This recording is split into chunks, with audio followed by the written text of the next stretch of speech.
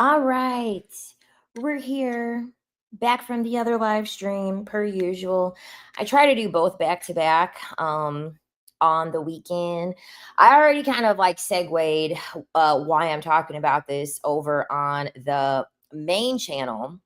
Um and if you just came over here from the main channel, I'll just like repeat it very briefly. Essentially, yeah, all of these things come to me and I watch like a little not biography, but more of like an expose on Trey Songz, and then that kind of like opened me. I come over here really quick, just while the iron is piping hot, I just like to go on ahead and start the live stream just to get people over because y'all are already online. It's just easier to convert y'all over here faster as opposed to waiting and then doing it when y'all are distracted or doing something else. But essentially, I was like paying a whole lot of attention and I was like, oh, okay, so this makes sense. So then this has always been something that's been on my mind when it comes to Hollywood, the occult, and essentially what they do to men and why a lot of these men act erratic, and what all of this means, the depthness of what comes along with men that are down low, and how this gets reflected in Hollywood, and how maybe some of the information that I give you, it will give you more clarity to maybe a man that you're dealing with, or maybe a man that you had history with, and some things might have not made sense to you. And so once I give you this information, maybe you will walk away with some clarity. Maybe you will walk away with some understanding. Okay. So hold on, give me a second because I have notes here. So, entity attachments. We really can't have this discussion without talking about entity attachments. Entity attachments first. What are entity attachments? Entity attachments are attachments to something that is not tangible. Okay?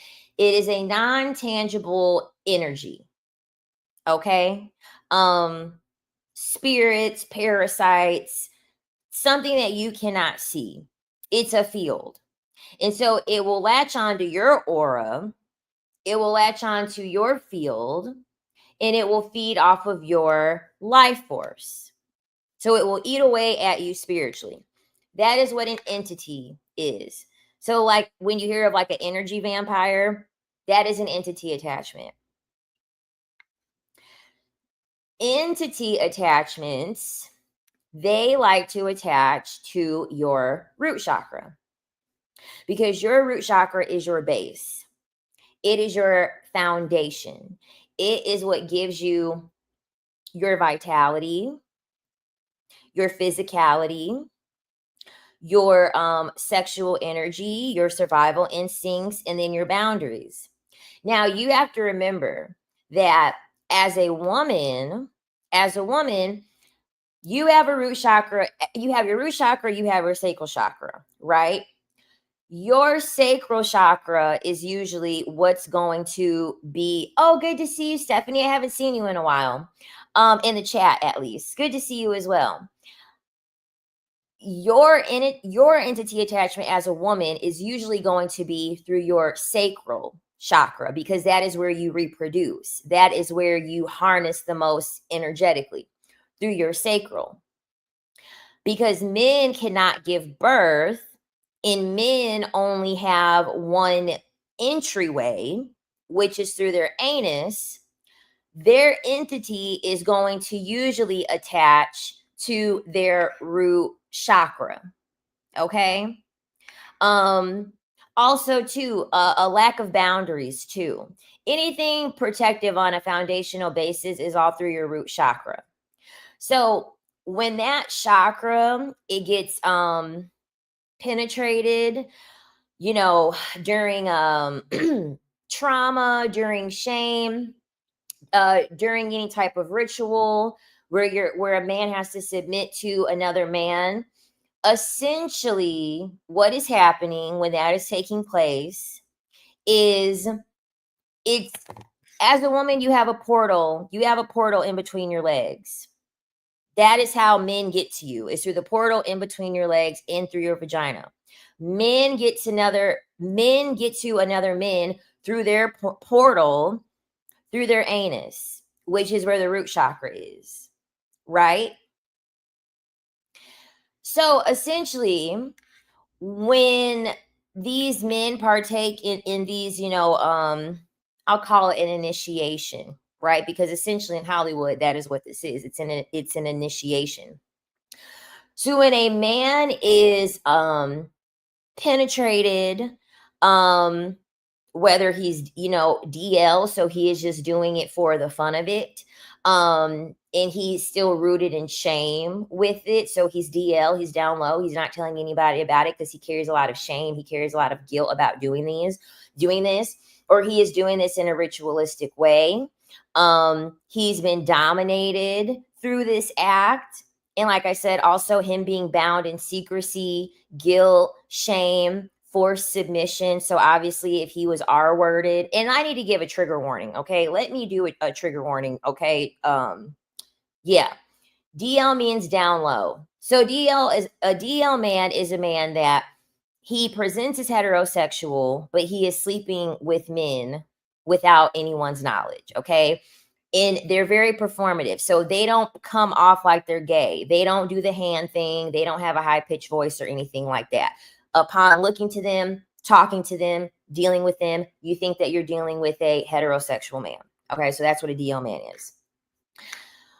Whenever any of these happens to a man, his boundaries, he no longer has any energetic boundaries. Okay, because when this takes place, his lowest chakra, his foundation, it is now broken. It is now open. So essentially, you have to think of it as the man is standing on concrete, and the concrete splits between his two legs, and then demons come out. Demons are crawling up from the ground, trying to grab him, trying to pull him in. So what this does to the soul is it will trap a soul in survival mode. Because they've now pulled him down, he's trying to get out. He is in pure survival mode. So he now is in a state where he cannot ascend.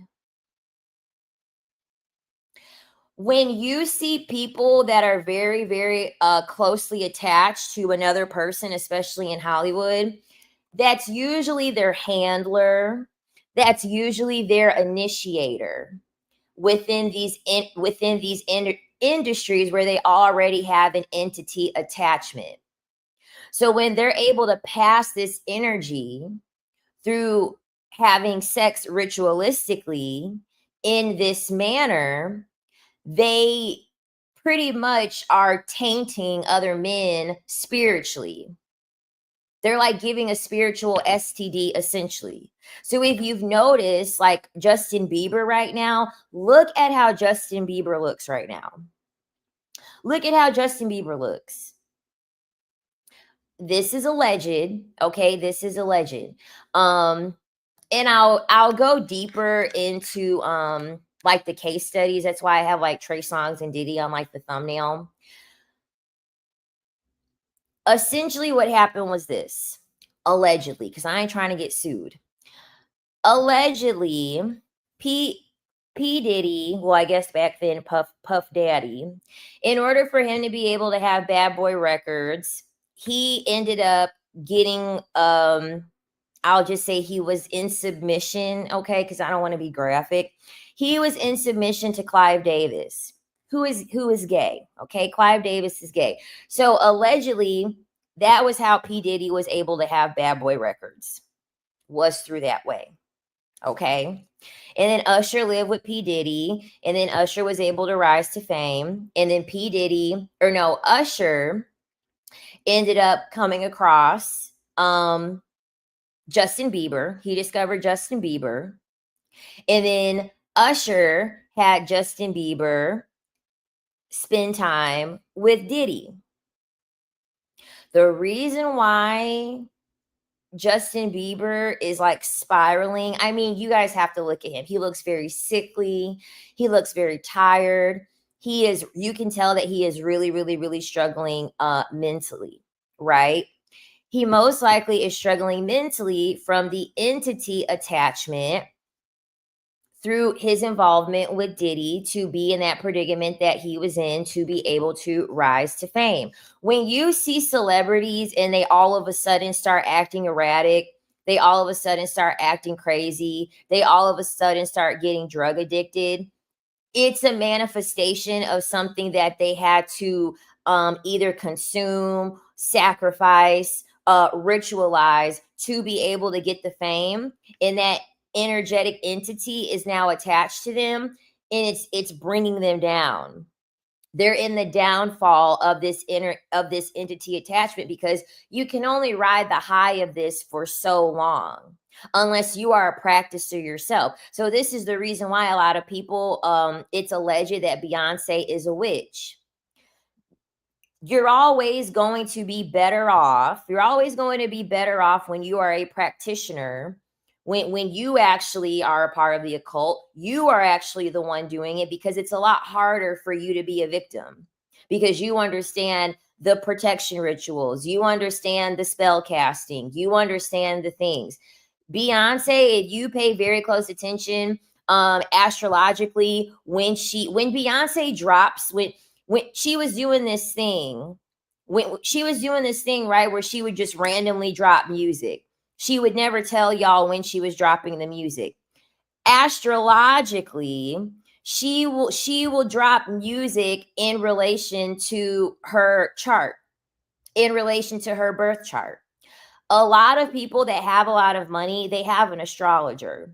They will pay literally millions for the best type of astrologer. That way they are able to make business moves, drop albums, go on tours, even present themselves a certain way, et cetera, to be able to get the largest return on their investment. She is very, very strategic in that way, spiritually, to know, oh, if I drop an album on this day, if I do this, if I do that, she knows that she is going to be able to get a large return on her investment. When you get these, because the thing about it is that a lot of these, it's men. Okay, honestly, a lot of the victims of this are men. Men are not spiritually divine enough to be able to be practicers. They only vibrate enough to be able to practice on other men and then be able to practice on children. So this is where a lot of that the trafficking allegations come from.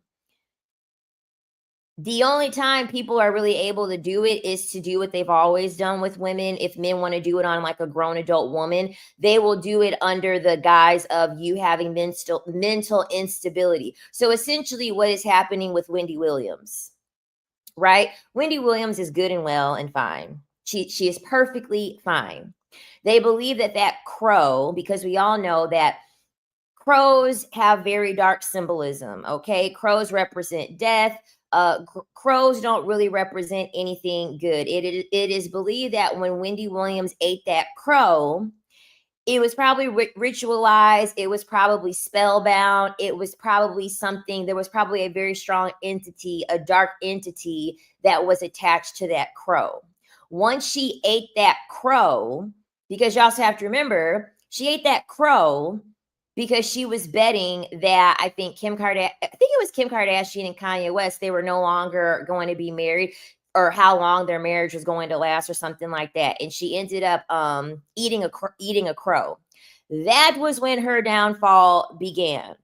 So that just goes to show you that these entities, these attachments that people, do, they do it in various amount of different types of ways, right?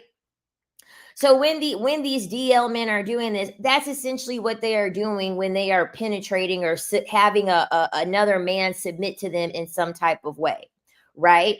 And you will see this, the symptoms of this will be very, very obvious. They will be drug addicted.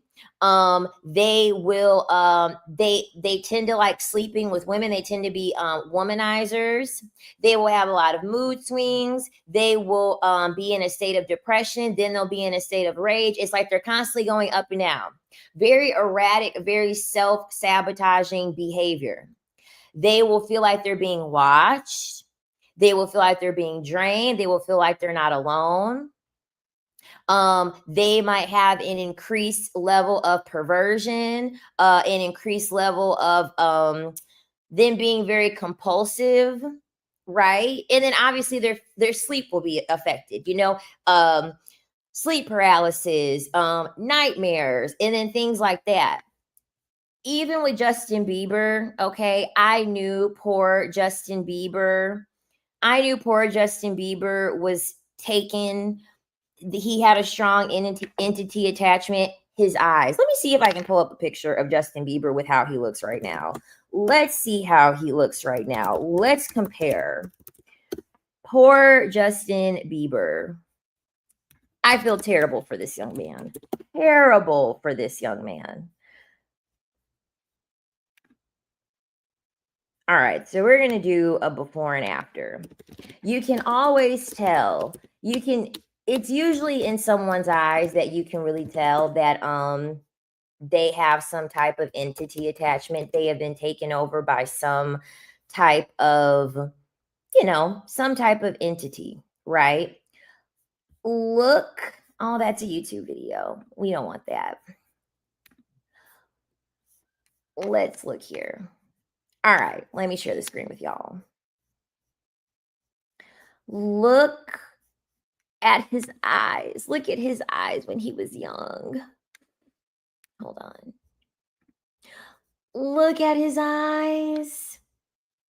Full of life. Like, look at them. Like, his eyes are sparkling. So much life in his eyes. So much life in this young boy's eyes. Now, let's take a look. Let's take a look at how his eyes look now. Really, his face and everything like that. I mean, it's going to be a stark difference.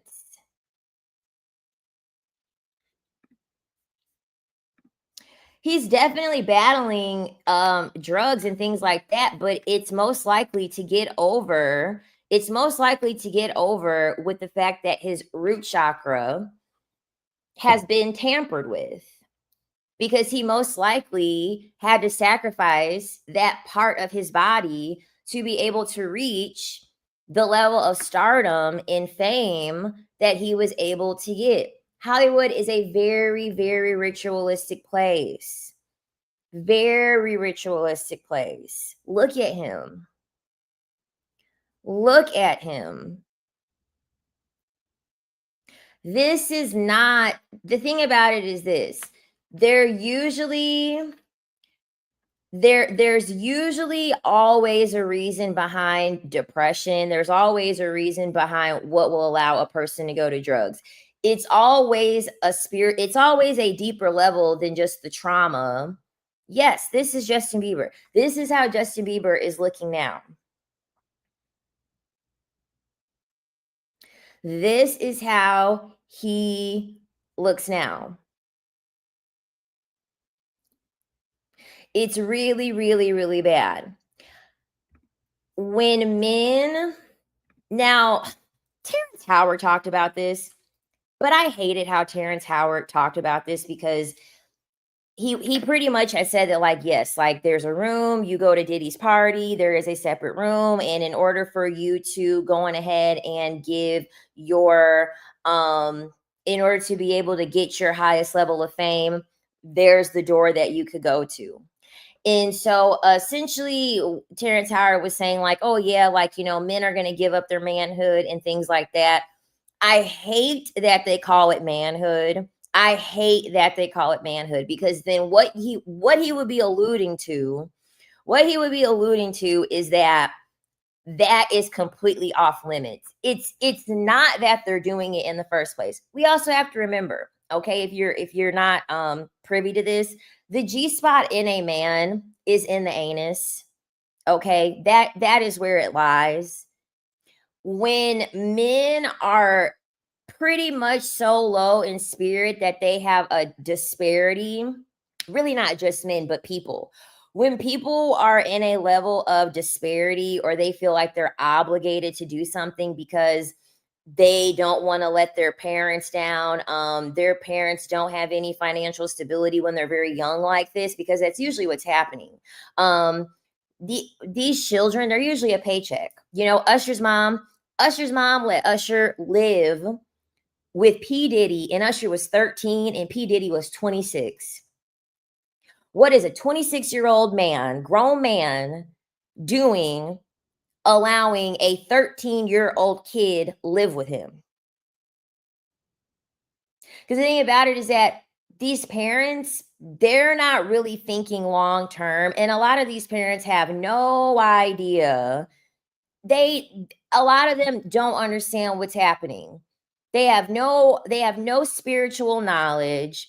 They have no idea the ties with the occult and with Hollywood and things like that. They are not aware. So they're just believing these celebrities, because that's the thing too. People take celebrities' words for everything. People just think they're famous, they have money, they can be trustworthy people. Only a trustworthy person would be allowed to be able to make as much money. And I 100% exactly. Some men have been violated against their will and the young ones have been groomed. Exactly. Exactly. That is the issue with this. It has to happen. It has to happen when you don't want it to happen. Point blank, period. It has to happen when you don't want it to happen. And the reason being is because they can harness a lot of energy that way.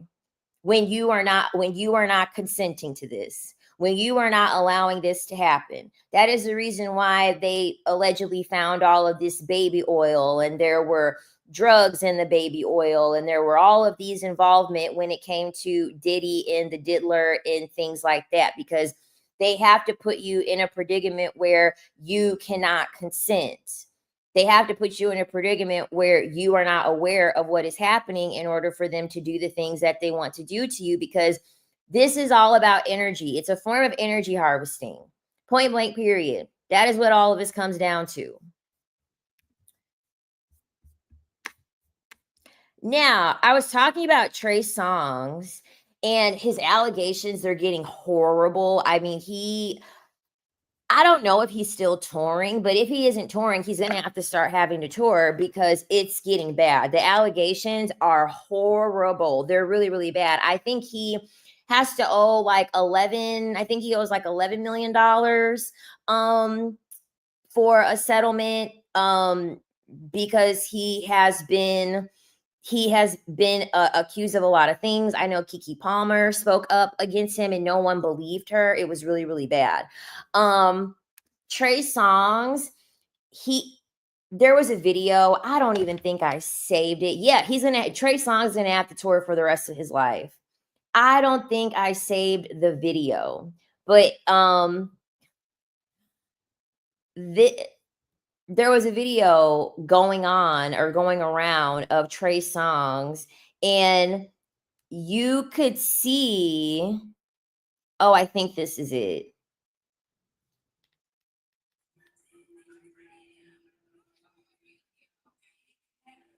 Okay, sorry, y'all. I'm gonna send it. We have to watch it together. We do. We have to watch it together. I just have to mute it because they'll copyright the video. Look at how many personality changes this man has within under 20 seconds. Look at how many personality changes this man has in 20 fucking seconds. It's kind of crazy. We're gonna mute this. We're gonna mute this. This is like going all over on TikTok. All over on TikTok with people calling out how creepy he looks.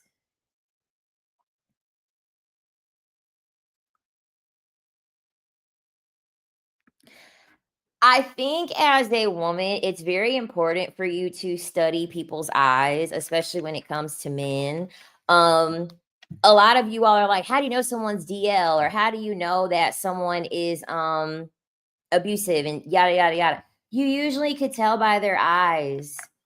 He supplies the drugs to celebs. That's how he has remained relevant. I believe it.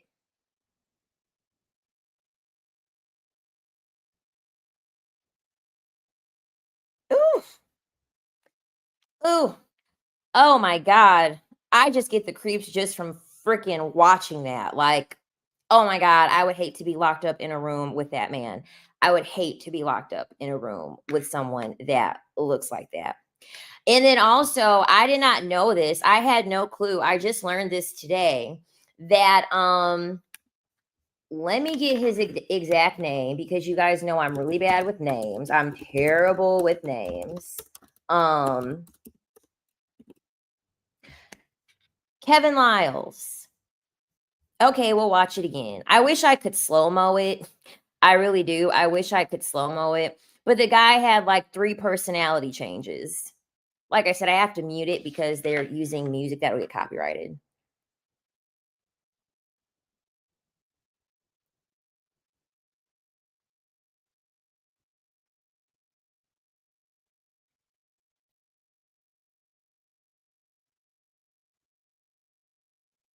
Ugh. Ugh, ugh, ugh. I just can't. I just can't. I don't trust any man always wearing those dark glasses indoors because I know some type of evil spirits within them. Abso-fucking-lutely. Abso-fucking-lutely.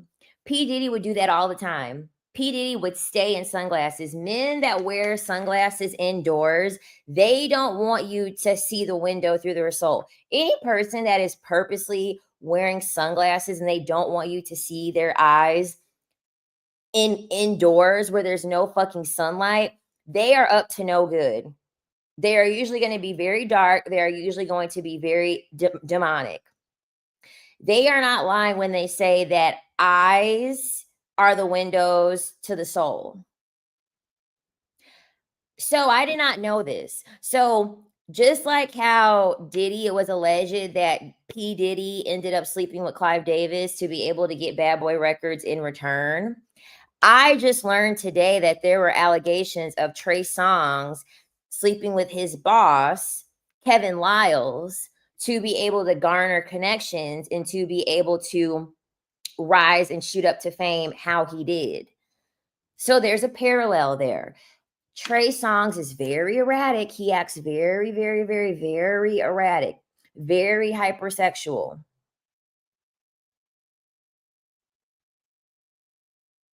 Very hypersexual.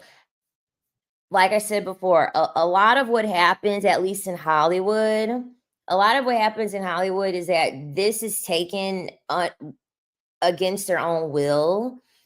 It's taken against their own will, and they have a lot of cognitive dissonance with this, a lot of cognitive dissonance with it, and they take it out on everybody else because they don't want to live in their truth. They don't want to rid their shame. They don't want to talk to anybody about it. This translates into your real life when you might be dealing with men in the real world that are not celebrities, because if it's happening in Hollywood, you don't think it's happening. You don't think it's happening at home. You don't think that aunties are doing this, or sisters, or mothers, or maybe the mother's boyfriend is around and doing it to the son. They're doing this shit in real life. They're doing it in real life. Under patriarchy, men cannot open up about their emotions, and it's a reason for that. It's a reason for that. It is a reason why a man said, I'm going to make the rules of patriarchy. And in the rules of patriarchy, I'm going to tell other men that emotions are bad. I'm going to tell other men that emotions are only for women and they are not for men. There is a reason why they did that. Because essentially, emotions have you to be more free. As a woman, they need you to be more free because they need to be able to exploit your emotions to take advantage of you, to have you be more vulnerable, to do all types of work and other things on you. As a man, they can do more work on other men and they can have shame wrapped around it. They will feel more shame because they cannot be free. And so what happens is that these men will take it out on anyone near them. This is why I believe that a man who is going to put his hands on a woman is DL. He has a lot of shame. He has a lot of guilt around something. His spirit His spirit, his root chakra, it's been inflicted. It is some negative entity that has been attached to him. And he cannot talk about it. He does not have the power of freedom through his emotions to be able to tell someone about this. This is the reason why patriarchy created that.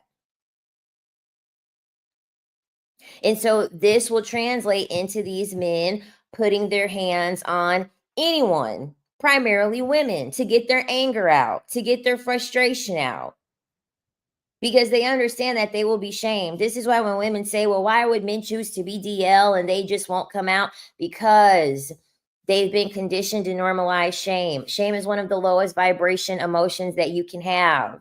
It's very, very low frequency. Shame, guilt, anger, those manifest as illness. Those manifest in a lot of different ways: drug abuse, alcoholism, etc., etc. Exactly. Most men don't have the container to deal with their emotions of the spirit. Women who are both emotionally and spiritually exalted, we are very powerful. Exactly. Exactly. I stare if like for instance, I was at the gym earlier, and there was a man that kept looking at me. I kept looking at him back. I fucking was staring at him. I fucking was staring at him. Because one thing about me, I'm not ever going to give a man power. I'm never going to give a man enough power to think that I'm not going to stare back at you. I'm going to stare back at you because a man looking at me and staring at me is making me uncomfortable. So now I'm going to stare back at you and I'm going to keep staring at you. Now we both can be uncomfortable. Essentially, I'm going to mirror whatever a man is mirroring to me. You're going to ask for sex on the first date? Okay, where's my money? I'll ask for money on the first day then. Now we're both uncomfortable. Now we feel as though we've been invaded.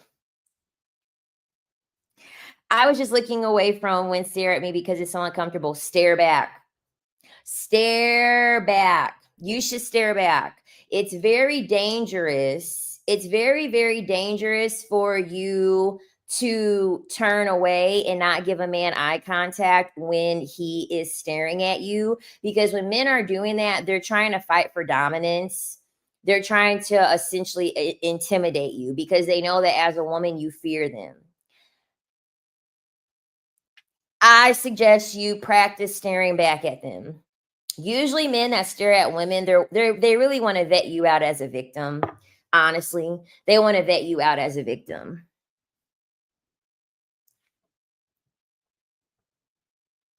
Yep, staring contests with that mean mug makes them uncomfortable. Yep, it makes them very uncomfortable because men assume that women are not going to do anything to make a man feel uncomfortable. They assume that. They assume she's a girl and she most likely fears me. So she probably won't pay attention. She probably won't pay attention. Literally, the guy at the gym, he probably stared at me like 3 times. And every single time I was staring and I kept staring at him.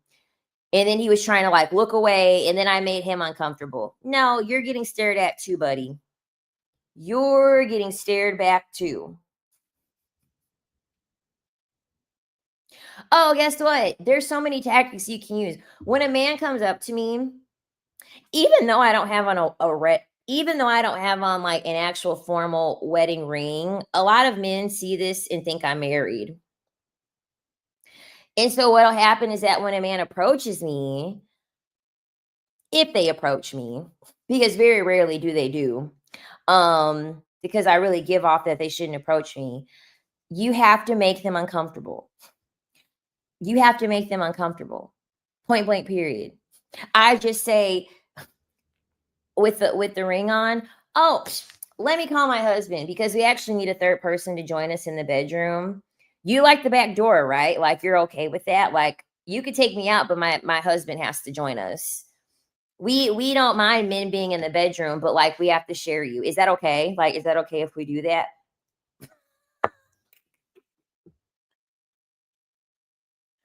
Make them feel extremely uncomfortable. Like, let me call him right now. We've actually been trying to recruit someone. We've actually been trying to find someone.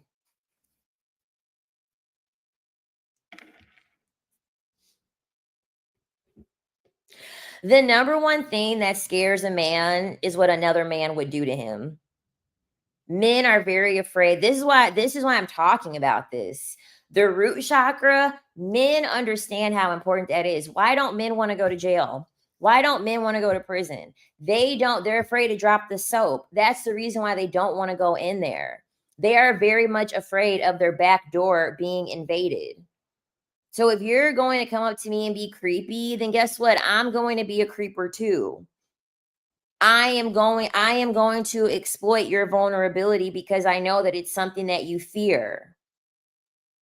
They don't want to be in a position of submission like that. They will walk away from you very quickly. They will not want to talk to you again if you tell them that. I guarantee you. They're going to think you're crazy. They're going to think something's wrong with you. Oh, well. Oh, freaking well. So, when it comes to these DL men, I think someone actually had said it already in the chat. If they were bragging about like having multiple partner, yes, that's how I feel about the player/pimp archetype DL behavior. I talk about that a lot on the main channel. A lot of that is very performative. When they have like, that's why I said Nick Cannon. I really do feel as though Nick Cannon did get his root. He got his root chakra taken or deactivated, whatever word you want to use. Because he had shows on Nick. He had his own shows on Nick. I think they lasted for like 3 seasons. Hollywood, you always have to buy in, point blank period. There's nothing you could do about it. You always have to buy in into Hollywood through various number of rituals. When it comes to men, the way for them to do that is they are going, Neo, they're going to do this in a form of going in the man's back door for them to be able to gain fame. Men who are saying that they're polyamorous, men that have a lot of baby mamas, men that also pretend to be very machismo, very masculine. They like to come, they can come off as very I don't know. It can be very, very performative. Queen, you cannot stare a man down into submission. I didn't say I could. I didn't say I could. The whole point of you staring is to not go for dominance. The point of you staring is to show him that you are not afraid. That's the reason why you do it. If you turn away, you're already showing him that you're afraid. Look at animals. You ever see two cats? You ever see two cats? What do? When a cat approaches another cat and it's hissing at the cat, what does the other cat do? The cat stares in the other cat's face. And the cat goes on ahead and makes eye contact with the other cat. In the animal kingdom, animals do not turn away. Animals do not put their head down because that's a very poor survival instinct. You're showing that you are vulnerable. Now, obviously, they're going to keep doing it, fighting for dominance, but you are doing yourself a great disservice as a woman by not staring at the person that is staring at you. You're doing yourself a great disservice by doing that because you look weak. To the man, you look very weak. I don't care about being dominant. You're not going to pick me as a victim. Point blank, period. I'm not ever trying to come off weak. I'm not ever trying to come off as a victim to a man. And not only that, I carry a piece of steel. I carry a piece of steel. So you can try if you want. You can try if you want. But I keep that thing on me. And if you're a woman, you should too. If you're a woman and you don't own a firearm, what are you doing? In this world that we're in and the things that are happening as a woman, why don't you own a firearm? Why have you not went to a firearm training class? There's no excuse. They have women's only firearm training classes and everything. I know some states are harder than others, especially if you live in a liberal state. I know they make it very, very hard for you to be able to be an owner of a firearm. But you need to do what is necessary to do it, especially if you're in a liberal state. Especially if you're in a liberal state, child, I'm not counting on the police, because guess what they're gonna do? They're not. Some man is staring at me. They're gonna be like, okay.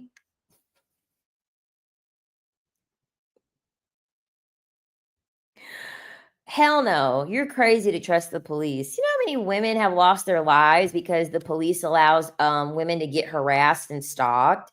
And they say that, like, oh, well, you have to have proof. You have to have it written down. You have to have yada, yada, yada. The police, by the time the police makes it, you're going to, it's going to be too late. You got to save your own life. Expecting the police to actually do anything and make it in time, no, you're crazy. You got to protect yourself. The police have a ton of calls and they have a ton of things to do. Exactly. Most police departments are. Most police departments are useless. They're not going to do anything. Yeah, unfortunately, street harassment isn't being taken seriously over in France too. And you want to know what? If you're in a state where they make it very hard for you to obtain a firearm, you can get a knife, you can get a taser, um, you can get any blunt force, you can get any object for blunt force. Hell, there were women. I was on New York City TikTok. A girl, because they check you at the club. She would have a long sock and she put a little mini hammer in there, like a hammer that's like this size. She put a mini hammer in there, which is smart because you have the length of the sock, so you don't have to worry about getting very close to the person, and you can swing the sock. You could swing the sock, and it's something heavy in there, and you can use that. That's what you're gonna have to do. You gotta get creative. You can do it with canned goods. You gotta get creative. Put some rocks in a sock. You gotta get creative. But I feel as though, as a woman, you should have some type of way to protect yourself. Some type of way to protect yourself, because the men are gonna keep getting more angry and angry and angry. Point blank. When these occultists are doing these things and they are essentially taking the man, they're using his root chakra to be able to, like, harness energy and create an entity attachment. It's like an occult machine in Hollywood. Okay, when they do this to a man, the man is very low vibrational. He's very easy to control. I think they're saying that Justin Bieber, they were able to lure him into this church. A lot of these people will get handlers. So I guess they're saying that he got lured into this church, and I guess this church is like trying to take advantage of him. Also, these men will not be able to ascend. They won't be able to have any type of spiritual awakening. And then they're even more reliant on external validation. Women, fame, money, drugs, sex. And then they also will use their body. They will use their body as a conduit to infect others, and then attach them with their dark demonic energy, with their dark spirit energy. And these are things that could be through curses. These are things that could be conjured. These are energies that could be transferred. And so a lot of these, like, rituals and things like that these, like, male celebrities will undergo, I said it earlier, their consent is usually manipulated. They get drugged, they get coerced, they get kidnapped.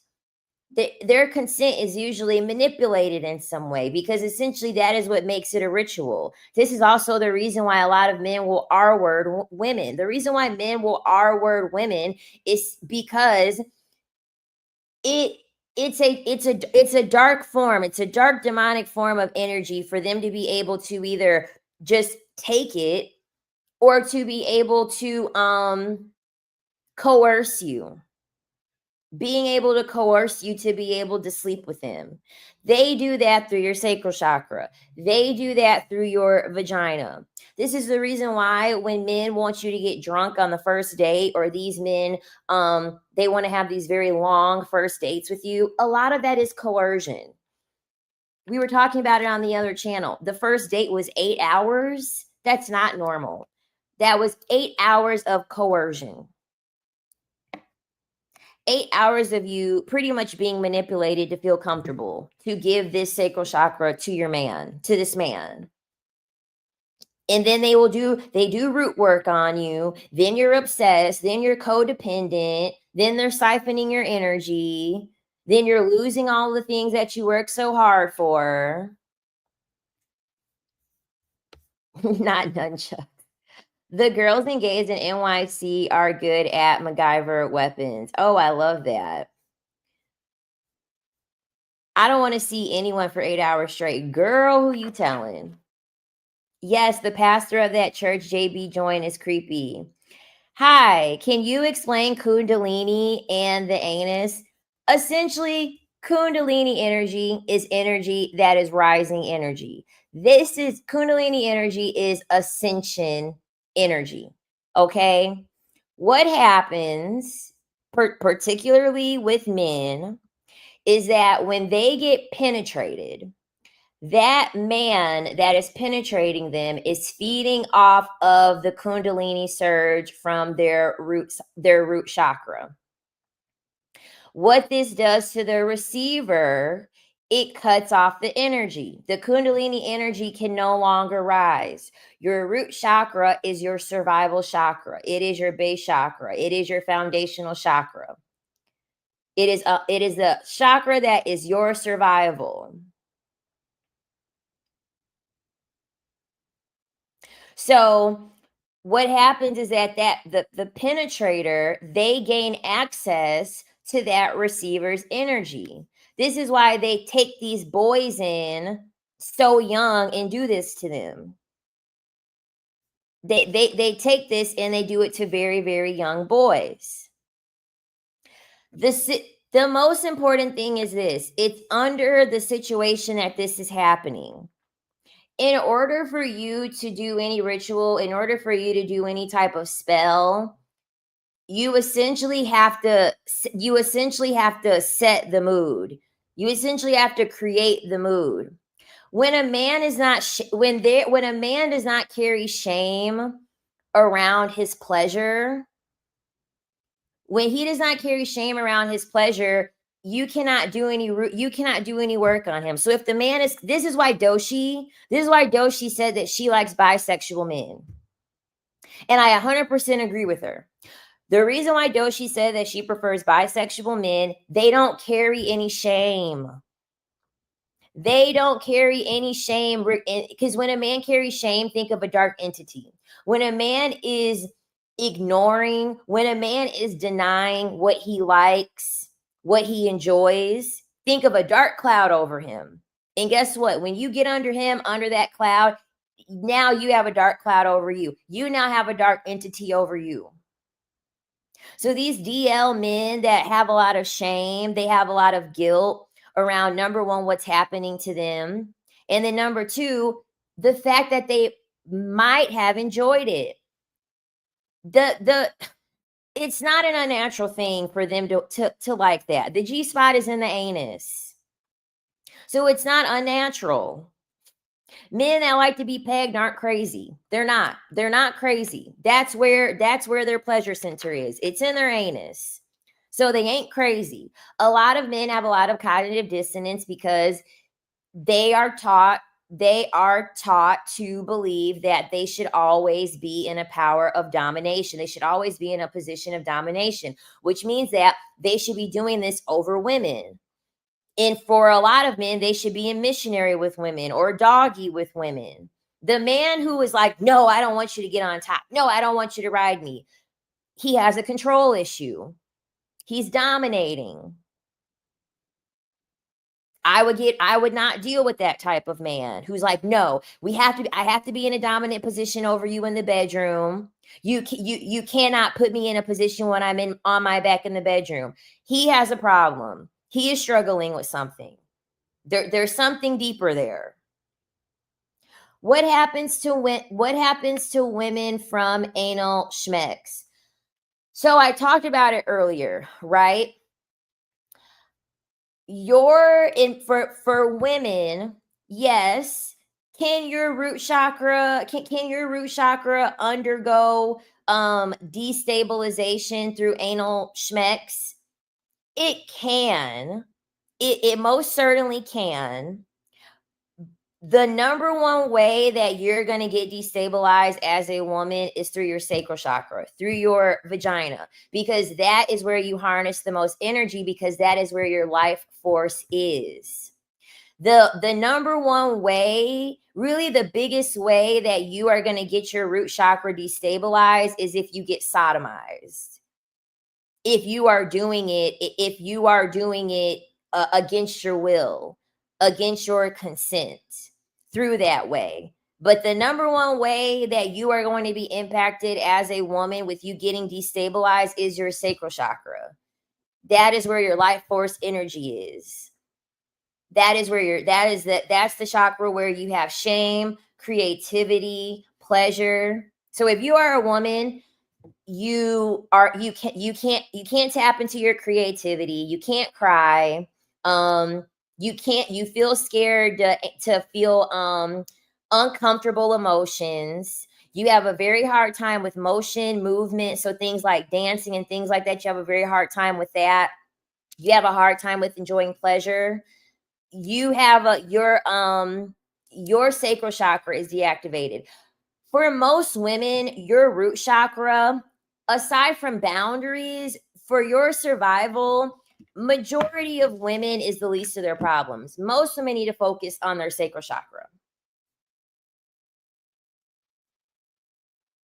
There's that TikTok where a young XY is confessing that he'd rather not have sex with another XY, not because of shame, but because he said he was afraid that he might like it and never go back. I'm telling y'all, the G spot is in the anus. A big part of the reason why these men struggle so bad with them being DL is the cognitive dissonance.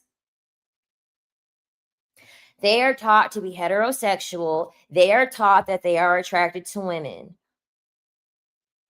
But if something like that happens, and it happens with a man, they have a lot of issue. They struggle with the fact that, fuck, I liked this. And I don't get a chance to live in a society where I can openly state without any repercussions that I liked this. So what they will do, they will hide it. So these men in Hollywood harvesting this energy are the ones in power. Yes. Yes. And they go from victim to victim to victim to victim. They go from they harvest it from children because children are very pure. Children have a lot of pure energy in young boys. What if they say they come quicker if they are on top? Girl, do what men do. Slow down, buffer, take a break. Just don't go as fast. Just don't go as fast. It's not rocket science. Go slow.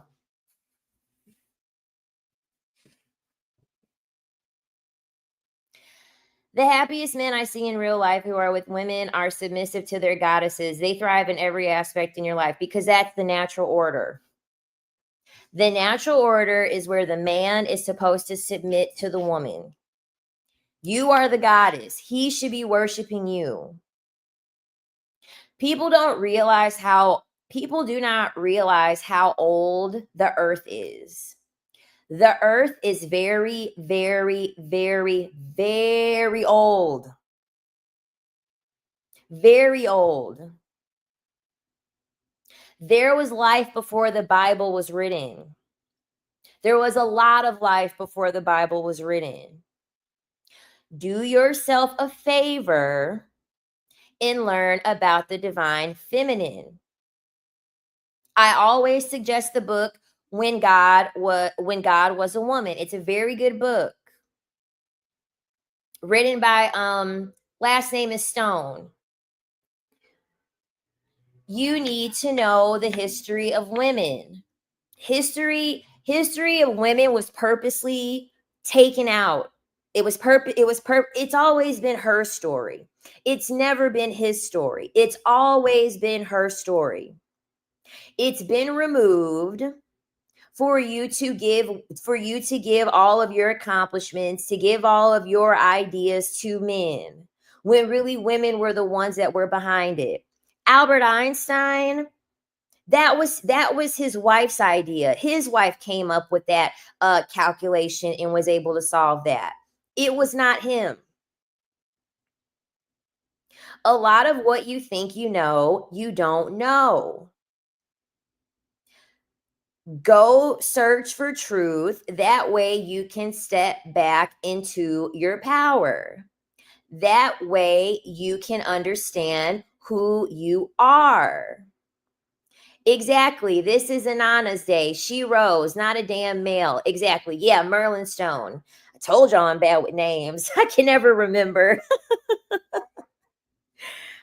I usually will remember the last name. I think it has a lot to do with work because I go by last name with everyone for work.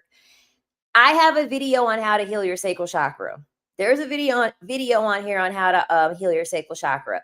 Essentially, you have to embrace your sensuality as a woman. If you have any internal misogyny, you have to learn how to release it. You have to learn how to release your shame tied around your sexuality, you being a woman. And you just creating rituals to be able to tap into your creativity. Be happy with pleasure, whether it be sexual pleasure, whether it be resting, whether it be eating food that you enjoy, not having guilt around pleasure. Honestly, the naturally submissive XYs are the ones who will get the last word, as they will be able to pass along their genes, unlike what Alpha Cringe podcasters keep chanting. Exactly. Because the thing about it is that the men that are submitting to women, they're never going to get on the internet and they're never going to get on the internet and tell everyone how wonderful their life is, because number one, they're going to get called a simp. So their voices get silenced by other men anyway, because they still keep believing that this patriarchal society is the real order, that it's how we're supposed to be living and we're not. That's the first thing. But the second thing too is it's like, well, then what's the point? Like, if you all don't want the help from us to get access to women and be able to keep access, well then fine. Like, more the merrier then, especially if they're not married, fine. More the merrier. Like, every woman that I deal with, I'll just treat her like a goddess, and then I'll be able to have access to women who are going to pour into me, women who are going to, I'm going to do right by them and they're going to do right by me. And they keep wondering why women are leaving 70% of the time and then try to blame you for it. Women go where they are happy, and men are not happy. Men don't know how to create their own happiness. That's why they always keep trying to tell women that marriage isn't about your happiness. You shouldn't need to be happy. You shouldn't care about being happy when you're married. It's because men are unhappy. So they think, well, I'm unhappy, you should be unhappy too. Men being submissive makes sense to me because I'm naturally not. I do have a lot of masculine signs in my chart, though. Men are naturally submissive. I always like to give women this understanding. Why don't women go to the Army or the Navy? Why is it that the Army, the Navy, the Marines, why are those things dominated by men? Because men are naturally submissive. If women were naturally submissive, we would be running to the Army, the Navy, the Marines. We're not. We don't want to have to fucking get in a line, get in a formation, get yelled at, be told what to do, get yelled at to wake up. get yelled at to go to sleep. No, there is no name one division that is dominated by women and we're taking orders from a single person. It could be man or woman. Name one thing in the world where it's majority women and they're signing up in mass to go listen to someone. It's not happening. There is not one, because women are not naturally submissive. We create life. Why would we be able to be given the ability to create life and then not have the mental, spiritual, physical tools to be able to dominate, to be able to make decisions for ourselves? That makes no sense.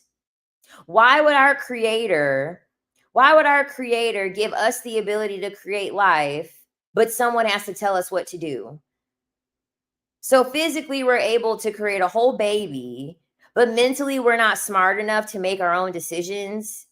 Mentally we're not smart enough to be able to know what we're supposed to do. That don't even make sense.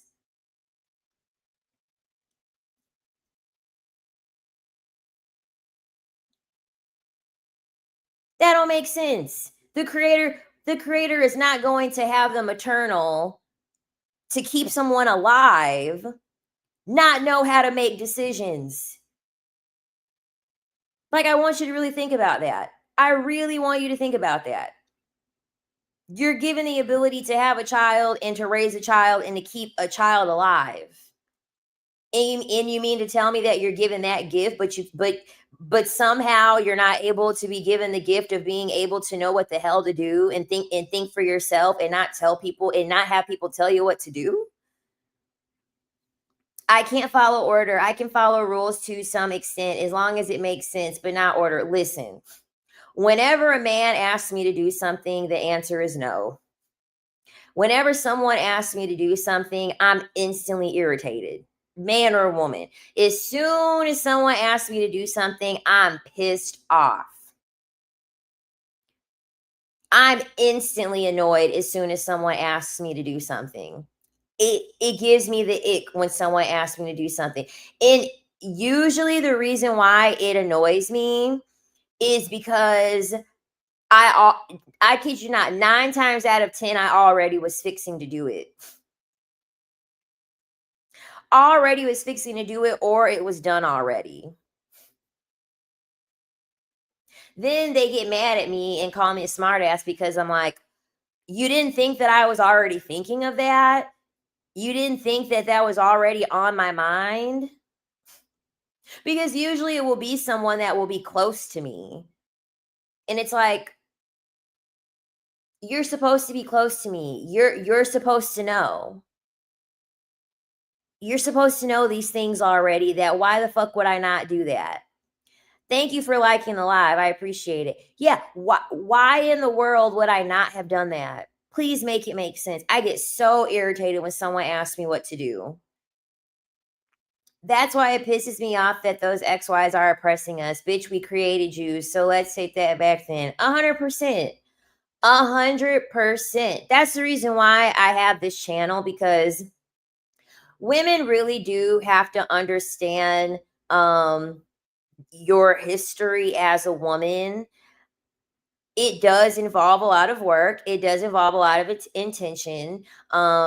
You do have to do the research and be very committed to finding out these things. But these are things you need to know. There for like, I guess you could say it's pink pill. I will have some people that call my content on the main page pink pill.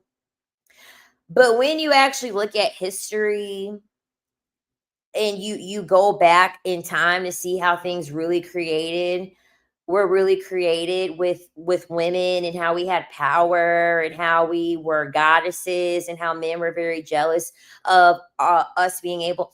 The reason why men forget that they came from a woman is because they're very jealous. They're very jealous of the fact that we can create life. It scares men that we can create life.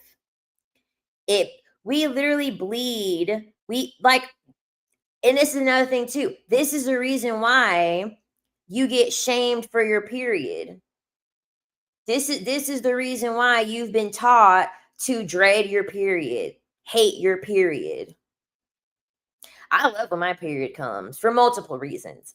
But I'm always happy when I have my period. You should learn how to be happy when you have your period too. The reason why they demonized the menstrual cycle in a woman is because it's a very mythical thing. Just think, every time a man bleeds, it's because he's injured. Every single time a man bleeds, it is because he is injured. You bleed once a month and you have no injury. I want you to think about that. That's the reason why they demonize it, because they don't want you to realize that it is a very mystical thing that your body is able to do. You bleed with no you get a rebirth every month. A menstrual period is a rebirth. It's a reset. Yes, you bleed once a month and still alive is a miracle. It's absolutely a miracle. And there are women out here that are like, "Oh my god, my period." Yeah, I know Muslim women aren't allowed in their mosque during periods. Exactly. Exactly. How does PMDD fit into the reframing of period into a positive? I don't know what that means. Maybe I do. Hold on. Premenstrual dysphoric disorder. How does PMDD fit into the reframing of period into a positive? So you have to think of it like this. You as a woman, we cycle with the moon. Men cycle with the sun. That's why sun in relation to the man. Sun. That's why they call it morning wood. Because men cycle with the sun. Women cycle with the moon. So you have your waning, you have your waxing, and you have all of those things like that. Through it, because the moon, there's a cycle weekly, right? You have your ovulation, you have your like proliferation. You have all of these different phases. Exactly. Men have daily hormonal cycles. Exactly. Ours is monthly. Whenever you are having like very bad premenstrual, like PMS, so like you're very irritable, you're having mood swings, you're having anger, you're having anxiety. Women are natural. Women are natural alchemists, right? We naturally are able to have alchemy. When you are having things like PMDD, essentially that really should be your time to alchemize. That really should be the time where you are alchemizing your energy. A lot of women always make the mistake of being stagnant. The reason why a lot of women harness a lot of energy, and it'll be very dark energy, like things like fibroids, PCOS, a lot of that is from stagnant energy in your sacral chakra, shame that you haven't released, guilt that you have not released. You're holding on to a lot of things down there. A lot of women always want to stay still. You want to stay laying with a heating pack on.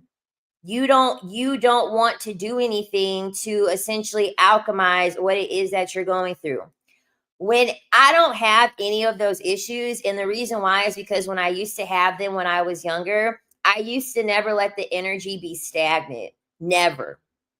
So as soon as I would get irritable, as soon as I would get angry, as soon as things would happen, I would go do something else. I would make sure that I would keep that energy in motion.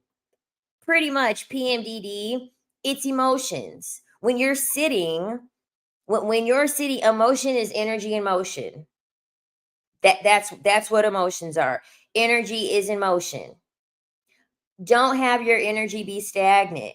Do something, learn how to alchemize your energy. Without proliferation, estriadol equals estrogen 2, you essentially go into a massive decline and age aggressively. The progesterone comes in to tidy the uterus and keep the wall up. I clean before the bleed. Yes. That's why ladies look into cycle syncing. Women that tend to have irregular periods, a lot of women, I really do believe on a spiritual level, those women tend to be very detached from their body. Very, very detached from their body. In women that have PCOS, like for instance, it's not very often that I see women with PCOS not be overweight. And if they're not overweight, they're not eating the things that they need to be eating. Um, you have, as a woman, you really got to take care of your body. You really got to be moving. You really got to be cognizant of how often you're hydrating, how much you're eating, who are you sleeping with, who are you giving your energy to, are you overperforming, are you people pleasing. As a woman, you have a large amount of responsibility. That's why I get the ick whenever I hear women talking about giving their power over to men. I'm not going to work. He'll take care of me. I cut my brain off when I'm with a man. Are you crazy? Are you insane? You mean to tell me that you have the ability to give life and you were deemed a creator? Because as a woman, you're a creator. You were gifted the title of being a creator. So you mean to tell me that you got the responsibility as the creator and you want to cut your brain off when you're with a man? You want to have all responsibility be assumed to a man? No. And this is a large thing with women. Women don't want to do the work. Women do not want to do the work that is involved with them actually being the woman that they're supposed to be. Women are very, very lazy. I see it all of the time. I'm here for PCOS and I'm thinking to myself, you are 60 pounds overweight, miss. Like I'm literally thinking this. You're 60 pounds overweight. You know that your weight is a problem. It's bigger than you getting the medical help that you need. At this point, it's deeper than that. Why are you relying on food? What are you running away from to keep eating? Doctors are never going to have this conversation with you because doctors are just taught, okay, these levels mean this. And then I have to give this drug to treat this. So that's what doctors are doing. That's how doctors are thinking. They're going straight off of a book. No doctor is asking you, okay, so you're overweight, so you're eating a lot. When do you tend to eat them? When do you tend to eat the most? What are you thinking when you're eating? What happens while you're eating the food? What emotion are you getting when you're eating the food? You have to change your mindset. All of your physical manifestations are literally a manifestation of your mindset and where you are mentally and where you are spiritually. Autoimmune disorders, I think it's a high percentage, maybe 90%. It's either 80 or 90%. It's a very high percentage of autoimmune disorders. Majority of autoimmune disorders, women. Women have the highest majority of autoimmune disorders. And the reason being is because number one, when you go to a doctor, you're already a woman. They're not going to listen to you. They are not going to be to your aid in most cases. I literally had a patient tell me, and what's even worse is that she wasn't even my skin color. She was this skin color. She was this skin color. She suffers from some things that she was born with, congenial things. And she was like having a very hard issue, and she said, listen, I am feeling horrible. The doctor left the room. She overheard the doctor, and the doctor said, I know she's here for drugs. Just give her drugs and get her out of my ER. And she overheard him, and she approached him, and she cussed him the fuck out. Cussed him the fuck out. Doctors aren't going to listen to you. They're not going to take what you say seriously. This is the reason why you have to understand these things. You have to understand the mental impact, the physical impact, the spiritual impact, and how all these things work together to manifest problems. The autoimmune disorders that women are getting, it's because of a lot of suppression. It's a lot of emotional suppression. It'll be something that happened at 4 years old, and then you're wondering why. Well, now I'm 40 and now I have MS. And then if you notice, a lot of the time, if the daughter had MS, it's because the mother had MS. The mother had MS, the grandmother had MS. Those are autoimmune disorders, which means that those are not hereditary. There really is not necessarily a test. A lot of that is epigenetics. Grandma had your mom had you. You're born with all of your eggs. When you are born as a woman, you are born with every single egg that you are going to release, which means that your grandma had your eggs. They were in your mom, and your mom was in your grandmother. So whatever your grandmother was doing while she was pregnant with your mom, that was coded epigenetically. And so this is the reason why people will say, oh, a history of diabetes. That's epigenetics, because there is no way for you to test diabetes. It's epigenetics. The person in your family that's a diabetic, they like sugar. They like to eat whatever they want, and they're probably doing that because there's some trauma that they're running away from. That is their means to be able to cope. The same with alcoholism. It's all epigenetics. The good thing is that you can change your epigenetics. When people are saying, I'm going to break the cycle, I'm going to break generational curses, they're talking about epigenetics.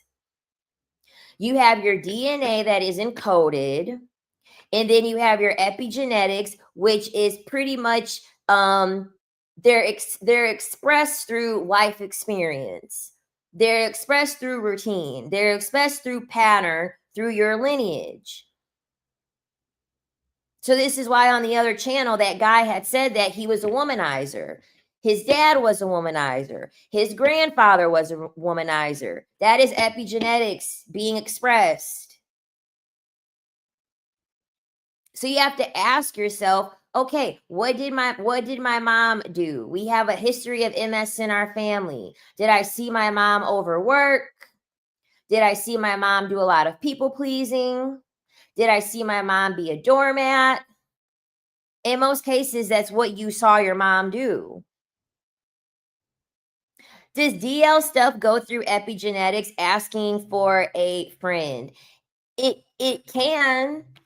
This is what happens when you have a family of abusers. You have the creepy uncle. You have a lot of that when it's epigenetics, and it's through men and how they are sexually. It's usually through what happened to them at a young age. So what happened was someone went in the back door of the uncle, and then their dad might have done it to their son, and then their son might have done it to their brother, and then et cetera, et cetera, et cetera. So it can throughout their family, but that's the thing. most men are not going to expose that information. This is the reason why I talk about how it manifests through their actions, through their behavior, through how they act, how their eyes look, their behavior, for you to be able to kind of gauge what this may look like and what it may point to. And is this a symptom of something bigger? Because a lot of the time it has nothing to do with you.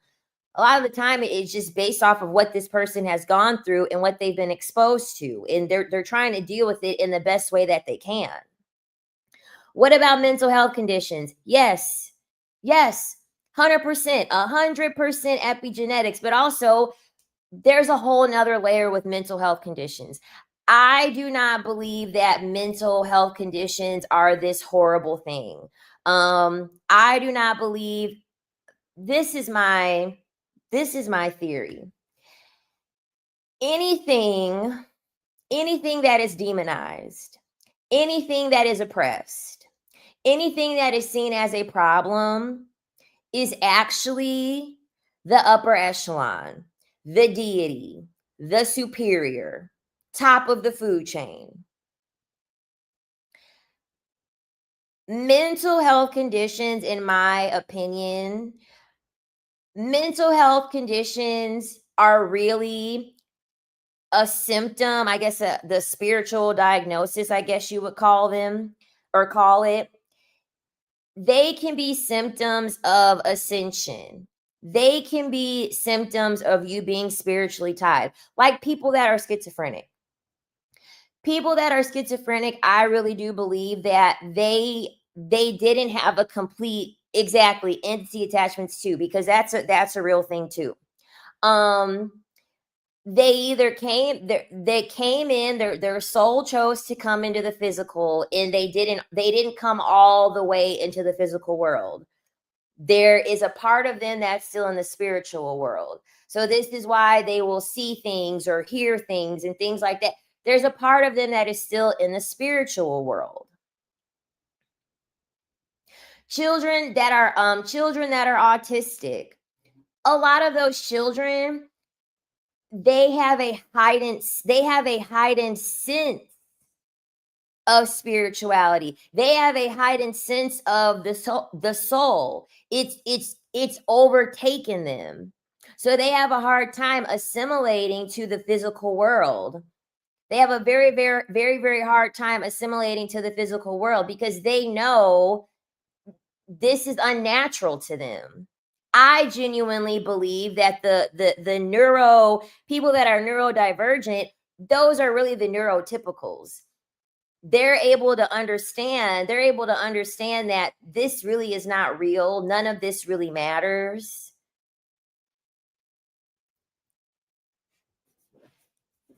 So yeah, there's a spiritual diagnosis behind everything. Weight gain, acne, mental health disorders, um, hair loss, um, all types of things. There's essentially a spiritual diagnosis to everything. This is why when some of you all will have issues, right?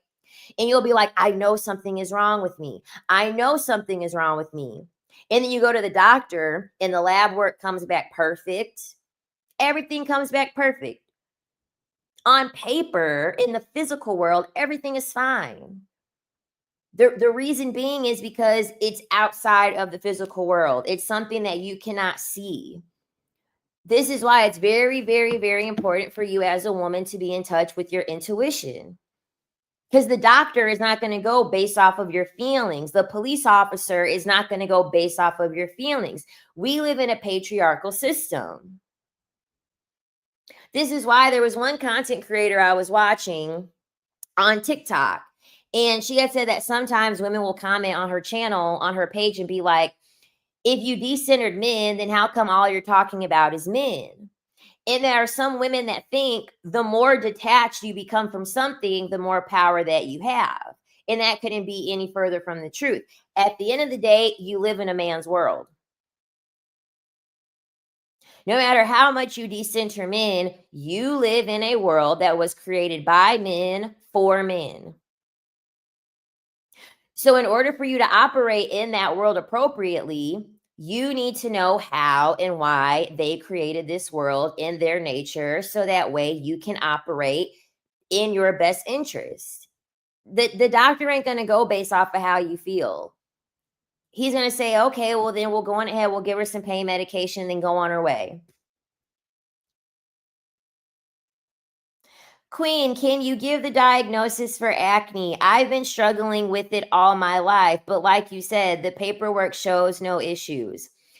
Usually people that have acne, listen, I suffered with acne heavily. I suffered with a lot of hormonal acne. So you have to remember or understand this.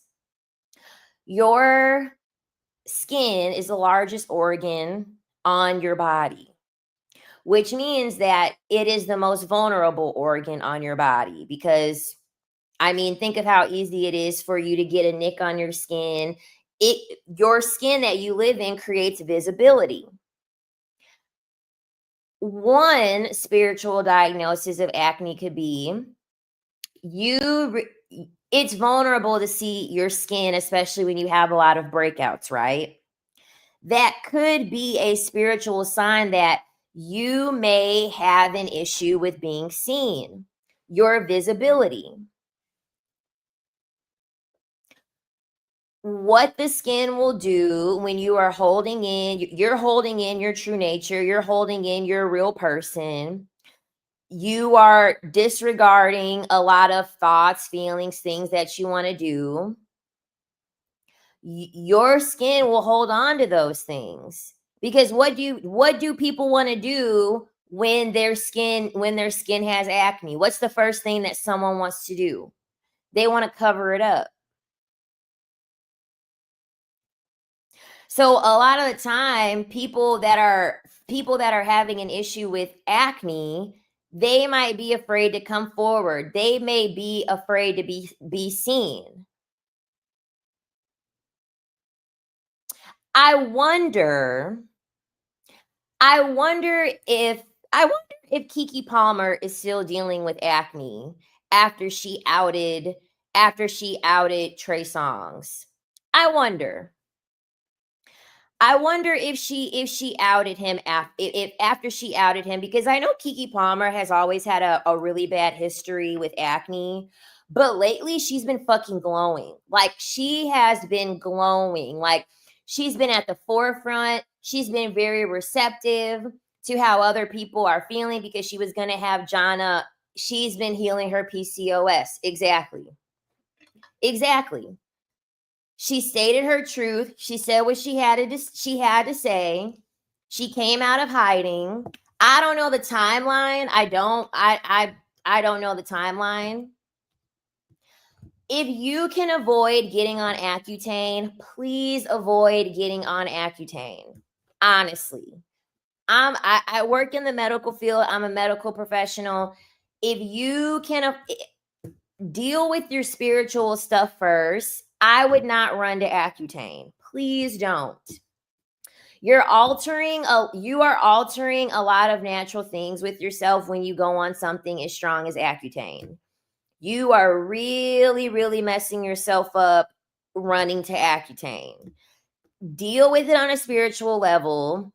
Dig deep and figure out what you are afraid to reveal. Dig deep and figure out what you are hiding from and see how that works from you. See how that works for you. I did go on spironolactone, but that was back in 2021. I had used spironolactone until 2023. Do I still get breakouts? Of course. I have a few scars from some breakouts. But the way that I kid you not, I don't take the spironolactone anymore. I don't take anything. I do have a skincare regimen. But even if I fall at the wayside with my skincare regimen, my skin is not going to look anywhere near it used to be. Like when I tell you my cheeks, oh my God, y'all, it was bad. It was so bad. It was here, here, here, here. I mean, my cheeks were covered in acne.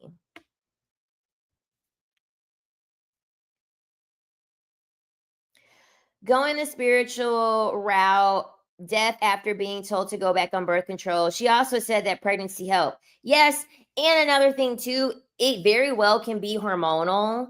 Um, I do know that most of my acne was hormonal, but I did not go on birth control. I was like, no, no, no, no, no. I'm not trying to fuck up my hormones. I'm not trying to do that. No, thank you. I know they have non-hormonal, but if you do have acne and it's hormonal, they're going to have to give you birth control to alter your hormones. That's why you may have the acne in the first place. Um, if you have more testosterone, if you're a woman and you tend to have more testosterone, that could be a part of it too. But I grew out of it. I did. I ended up growing out of it, and then I also had eczema. I did. I had eczema growing up too. And then I ended up I ended up getting rid of that too.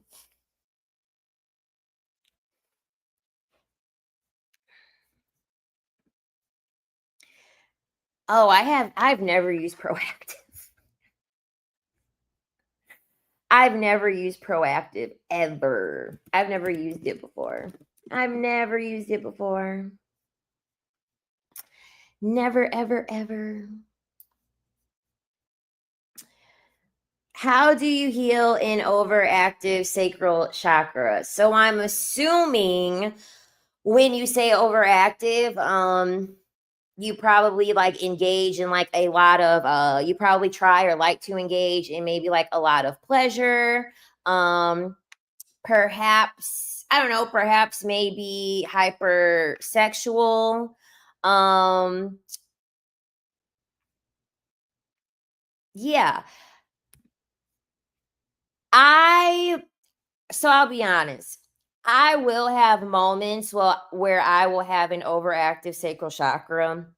I definitely have had moments like that. The biggest thing for me is you have to ground yourself. You do. You have to ground yourself. Um Proactive's been under fire lately. Grounding yourself, going out in nature, breath work. I feel like this. Whenever I have an energy center that is overactive, I think I need to go to the chakra below that. What is something in my lower chakra that I can go back to reground me? And then work that energy up in a healthy way back up to my sacral chakra. So I need to make myself more stable. I need to ground myself. I need to do some form of breath work. I need to do some form of meditation. Whenever you have some type of chakra imbalance, breath work, meditation, journaling, going out in nature, stillness, that's always going to be helpful. If you need grounding, call John Legend. You're funny.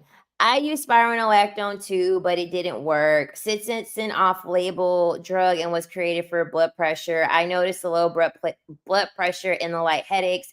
I am a medical professional. Oh, nice. I just decided to go with Accutane and it changed my life, but do your research. Yeah, do your research. Me personally, I always try to go with like the smallest thing. So I was on a very low dose. I drank a shit ton of water. I made sure I was super hydrated because it's also a diuretic. Yeah. What are your thoughts on healing generational trauma? I have a video on it with like how your soul chose your parents.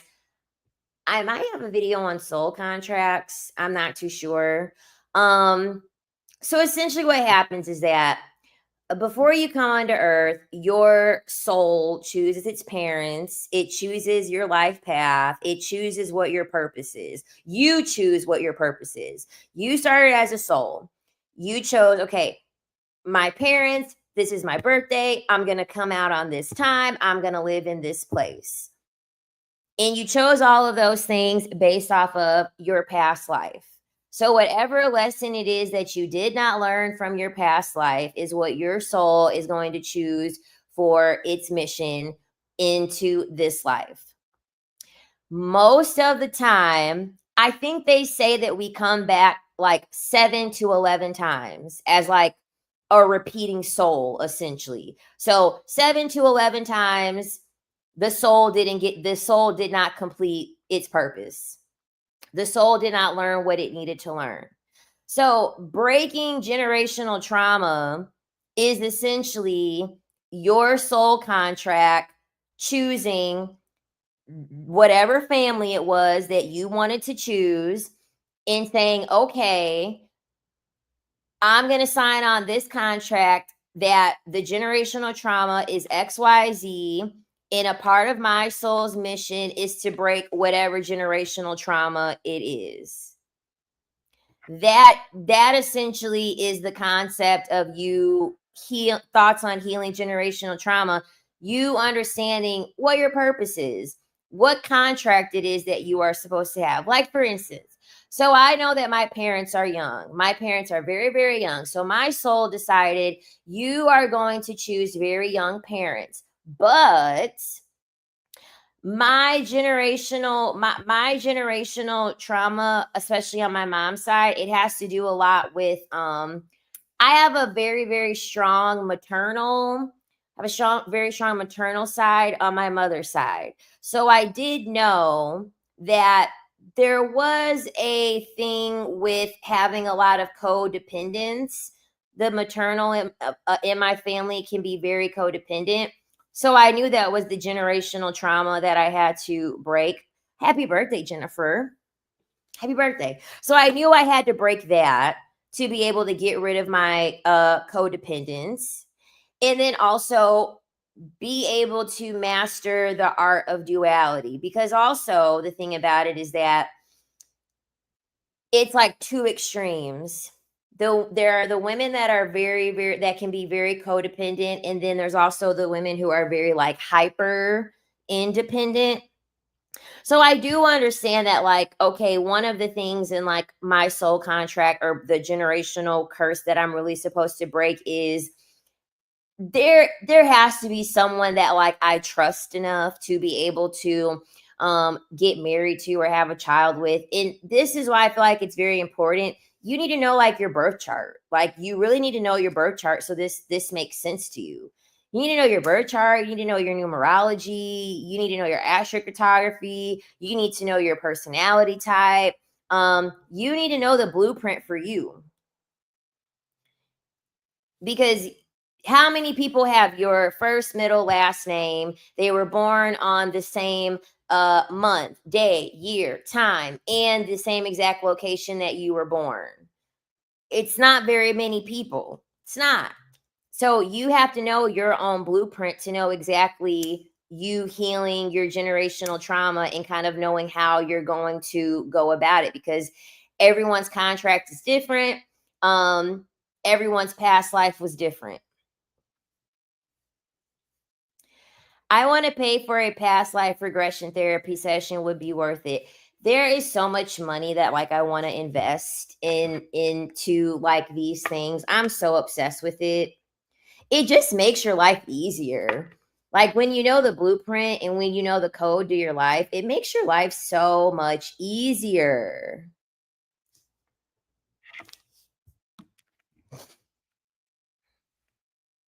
You could get on astroseek.com. ASTROSEEK. You need your birth time. You need your day, month, year, time, and where you were born for your birth chart. You can do Vedic astrology. You could if you live in the United States, I would look into Western, but I prefer Vedic astrology. Exactly. Know thyself. Yeah, you got to know you. I read the instruction by Ainsley McLeod about soul types and past lives, and it was really good. Ooh, I'm going to add that to my list of books.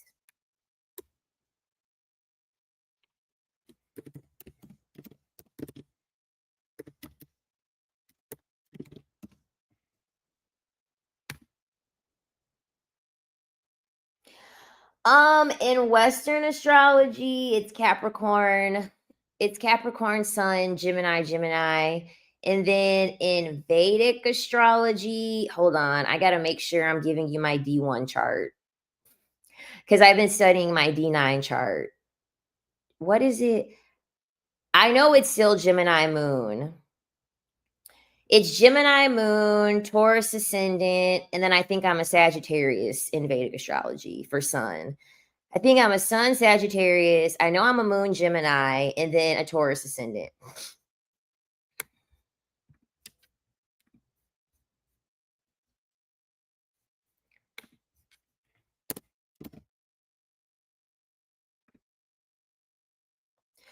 Oh yeah, I'm adding this to my cart. I am. I'm adding this to my cart right now.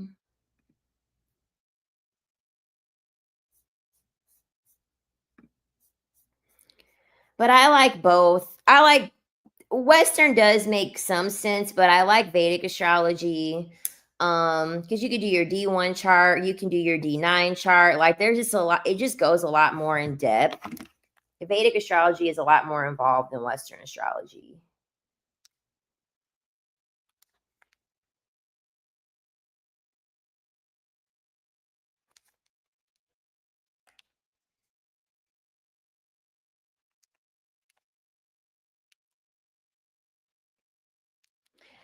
All right, y'all. I'm gonna get off of here. Um, Vedic astrology has been sitting in my room in silence, questioning everything. I love the D9 chart, especially with astrology, because I don't know, I guess it kind of gives you a blueprint on like how like the stars can align in your future. Um and I like that aspect of Vedic astrology because I feel like Vedic astrology kind of like crosses that line between free will and destiny. Um because it's a little bit of both. It's a little bit of both. You know, there are things that are like framed out for you, but through free will, I mean, yeah, there are some things that you may not be able to obtain. Um, but if you get the lesson, all the destinies will be able to manifest. That's how free will and destiny kind of take way.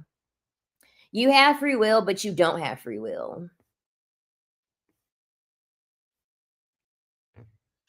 This is why, like, you'll watch those movies or videos, usually videos, and like the person will have like a near death experience. Like I remember there was a video I was watching, and there was a man crossing the street late at night, and there was like a truck and a car, and they ended up he was walking across the street, he was waiting for the car to come by, and another car hitting cross traffic.